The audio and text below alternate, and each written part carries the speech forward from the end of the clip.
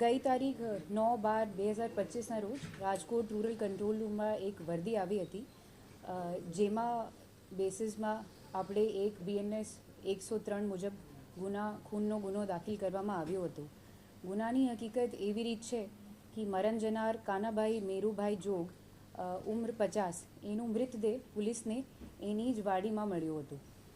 શરૂઆતમાં આપણે primary information આ હતી કે એનો કદાચ કંઈ એક્સિડન્ટ થઈ ગયો છે, મોટર વ્હીકલ એક્સિડન્ટ.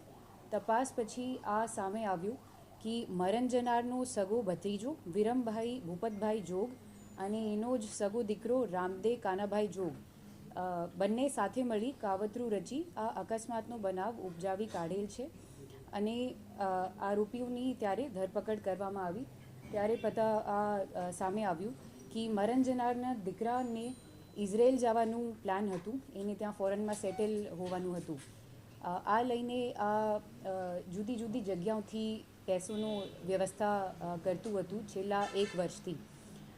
એને પિતાની એક વીમા લાઈફ ઇન્સ્યોરન્સ પોલિસી હતી HDFCની, જેની કુલ વેલ્યુ લગભગ 60 થી 17 લાખની હતી.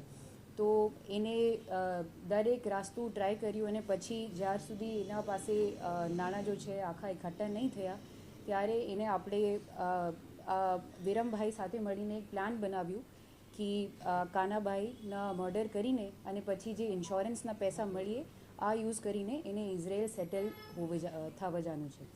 તો એને 2 વખતે મર્ડર કરવાની ટ્રાય કી. પહેલી વખતે એને આપણે પિતાને ઝેર આપવાની કોશિશ કી, આ ફેલ થઈ ગયું હતું.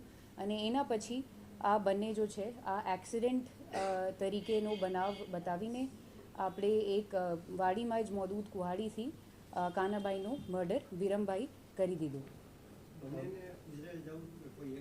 એમાંથી એના જો દીકરો છે રામદેવ કાનાભાઈ જો, એને જ ઇઝરાયલ જઈને સેટલ હોવાનું છે. અને વિરમભાઈને એને આ લાલચ આપ્યું કે હું તમને 1 લાખ રૂપિયા અને તમારી આખી જિંદગી સુધી ભોજન આપું. ઝેર એનાથી 2-3 દિવસ પહેલાં જ.